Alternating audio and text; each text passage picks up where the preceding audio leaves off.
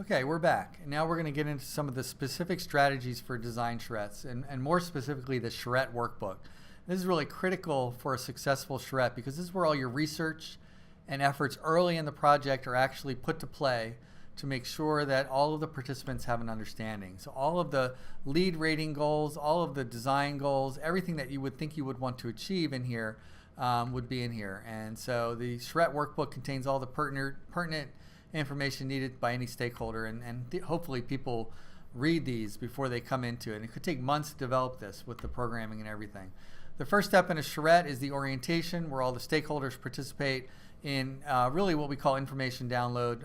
And so what ends up happening here is we go through the charrette workbook through slides to orient everybody to the project.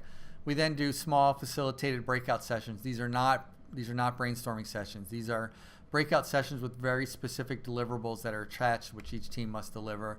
Third step is the vetting, where we begin to look at the ideas and try to make sense of them and try to pick the ones that we think are going to go forward. And we iterate. We repeat this process over and over during a 1-week period to generate a design that is really, really, really carefully and well thought out. Now, the charrette, just a little bit more detail about the charrette workbook, sets the goals. I think I just showed you this, so we're going to go on. Sorry about that. And now I'm going to talk about the charrette sequence in detail. So information download, we're going to orient the project. We're going to have the rationale for the project. The owner will typically talk here. We'll have lots of stakeholders talk here. We'll talk about the guiding principles, which I'll be showing in our case study and how important they are. We'll be talking about the ecological goals, the aesthetic goals, the performative goals. We're going to share all the research during this phase, and we're going to do some takeaways from that.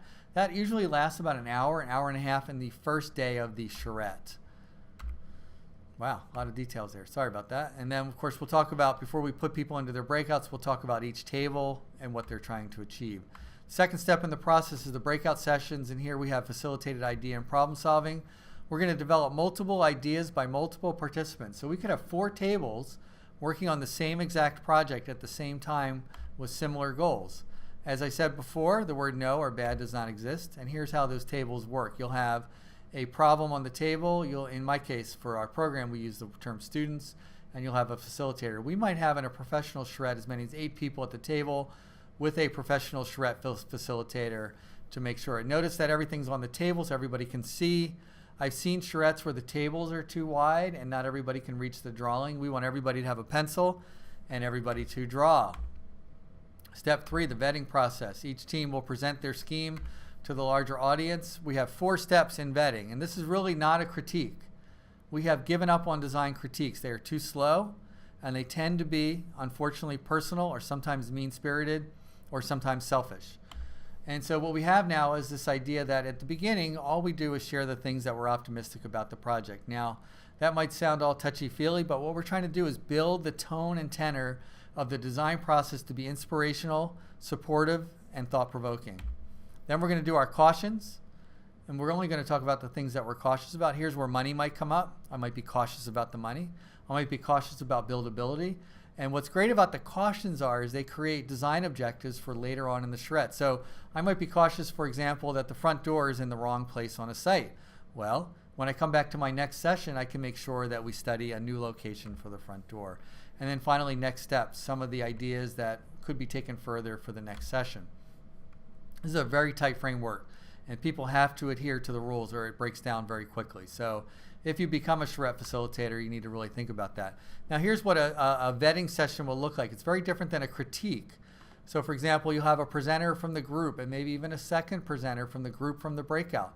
Your charrette facilitator is here. You might have a domain expert helping to present.